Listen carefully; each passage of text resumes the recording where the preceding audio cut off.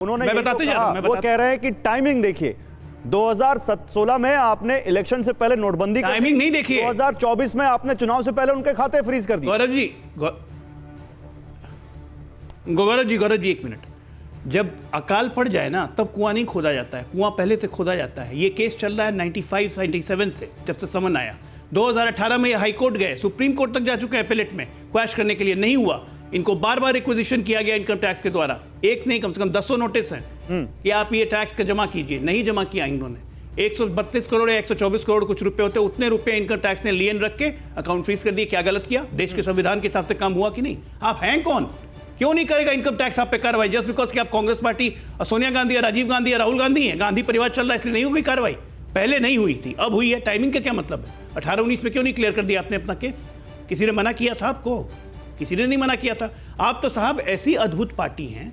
इस देश में राजनीतिक दल को, गौरव जी आपके दर्शक ये भी जान लें कि इस देश में राजनीतिक दल को अपने धन कोष से, जो कि पब्लिक फंड से इकट्ठा होता है, वो किसी कंपनी को देने का अधिकार नहीं है। कांग्रेस पार्टी ने तो अपने धन कोष से एजेएल एसोसिएटेड जनरल्स लिमिटेड को 90 करोड़ का ऋण देके माफ कर दिया 50 लाख रुपए में, यंग इंडियंस लिमिटेड के बारे में। ओके, किसी राजनीतिक दल ने किया है क्या? ओके, मैं अब कांग्रेस पार्टी के खुलेआम धज्जी उड़ाते रहते हैं, उसके बाद जाके बच्चों की तरह जिद करेंगे। अजय जी ऐसे थोड़ी ना होता है। अजय जी एक मिनट, आलोक शर्मा मुझे ये बताइए, बीजेपी क्या कह रही है? अभी आपने सुना अजय आलोक क्या कह रहे हैं, लेकिन प्रेस कॉन्फ्रेंस में ये कहा गया कि राहुल जी, सोनिया जी, देश की जनता अगर आपको वोट नहीं देती तो हम क्या करें? वो ये कह रहे हैं कि हार की हताशा में बहाना ढूंढा जा रहा है। कांग्रेस पार्टी को पता है कि वो चुनाव नहीं जीतने जा रहे, इसलिए उनके अंदर हताशा है, इसलिए बहाना ढूंढा गया है कि भाई हमारे खाते फ्रीज कर दिए गए।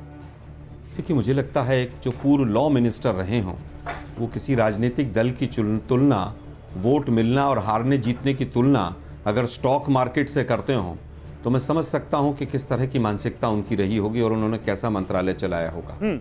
इसलिए मैं केवल ये कहूँगा कि पॉलिटिकल गिमिक करना चाहते हैं। क्या पूरी बीजेपी में से किसी ने भी आंसर दिया कि 10 साल से ज़्यादा अगर इनकम टैक्स का केस होता है तो वो सुप्रीम कोर्ट की डायरेक्शंस हैं, तमाम तरह की डायरेक्शंस हैं कि उसको रीओपन नहीं कर सकते हैं, लेकिन फिर भी हुआ। हम तो न्यायालय का फिर भी सम्मान करते हैं। मैं अब 3-4 चीज़ें आपसे कहना चाहता हूँ। आप केवल ये बताइए मुझे कि जिन लोगों के खिलाफ 1,76,000 करोड़ के घोटाले के आरोप लगाए थे और आपने चुनाव जीत लिया, आपने एक फेक नैरेटिव खड़ा किया, सीएजी से मिलकर उस विनोद राय को भी पूरा आपने पारितोषित कर दिया, सब कुछ हो गया। अन्ना हजारे को खड़ा किया और तमाम जो इंडिया अगेंस्ट करप्शन के लोग थे वो कहाँ कहाँ पहुँच गए, वो पूरे देश ने देखा। आपने तो पूरे देश को, एक मिनट सुनिए ना, वो तो आपके साथ के साथ खड़े हैं। अरे भाई सुनिए ना, सुनिए मेरी बात तो सुन लीजिए भाई। मैं फिर कहूँगा कि इंडिया अगेंस्ट करप्शन में तमाम लोग थे जो आज बीजेपी में भी, ऐसा नहीं है। और हमारे साथ नहीं आए, इंडिया गठबंधन में आए, इंडिया अलायंस में आए। हाँ, गठबंधन में कहूँगा, एक मिनट सुनिए भाई, फिर मैं कहूँगा वो भी मैं दिल्ली में साथ मिलकर चुनाव लड़ रहे हैं भाई। अरे भाई यार, अब मैं या तो मैं बोल लूँ या आप ही लोग दोनों बोल लीजिए। दिल्ली में साथ में चुनाव लड़ रहे हैं, मैं चुप हो जाता हूँ। नहीं, आलोक जी को बोलने दीजिए भाई। आलोक शर्मा जी बोलिए।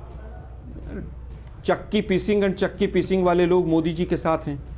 हेमंत बिश्व शर्मा जिसकी सीडी निकाली बीजेपी ने, वो भी मोदी जी के साथ रैली करते हैं। शुभेंदु अधिकारी भी रैली करते हैं। मैं 50 लोगों के नाम बता सकता हूं। कौन किसके साथ आया उस बात को छोड़ दीजिए। मैं फिर कहूंगा कि 1,76,000 करोड़ का घोटाला हो गया, पूरे देश को बदनाम कर दिया आप लोगों ने कि साहब हमारा देश, हमारी सरकार पूरी तरह से भ्रष्ट है। और उसके बाद 1 साल तक वो जो आपकी सरकार आने के बाद भी सीबीआई के जज कहते रहे कि भाई किसी के पास आलोक जी, वो आप जो कह रहे हैं उस पर एक सवाल है। आज आपकी पार्टी के नेताओं ने प्रेस कॉन्फ्रेंस की, ठीक है, आपने अपना पक्ष रखा, ठीक है, डेमोक्रेसी है, आपको आपका अधिकार है, लेकिन आपकी पार्टी के नेताओं ने यह क्यों नहीं बताया कि आपकी अपील हर जगह रिजेक्ट होती जा रही है? आईटीएटी में रिजेक्ट हुई, इनकम टैक्स कमिश्नर का रिजेक्ट हुई, हाई कोर्ट में रिजेक्ट हुई, और अभी सुप्रीम कोर्ट में आपकी तारीख है। अरे भाई, मैं कह रहा हूं कि हाई कोर्ट के जजमेंट जो आ रहे हैं उनको पढ़ लीजिए, क्या आ रहे हैं वो, और सुप्रीम कोर्ट क्या टिप्पणी कर रहा है। किसी इनकम टैक्स कमिश्नर की हिम्मत है कि सरकार के अगेंस्ट जाके वो हमारे पक्ष में जजमेंट दे देगा? कैसी बात कर रहे हैं? तो आपके हाई कोर्ट पे भी सवाल उठा रहे हैं? मैं फिर कह रहा हूं हाई कोर्ट क्यों? अरे मैं नहीं उठा रहा भाई, आप लोग बीच में बोलते हैं, यही तो प्रॉब्लम है। मैं नहीं उठा रहा हूं गौरव जी, सुप्रीम कोर्ट उठा रहा है। सुप्रीम कोर्ट हाई कोर्ट के जजमेंट पे गालियां दे रहा है कि इतने मोटे मोटे आप लोग पोथे बना के गुजरात अहमदाबाद हाई कोर्ट से भेज देते हैं।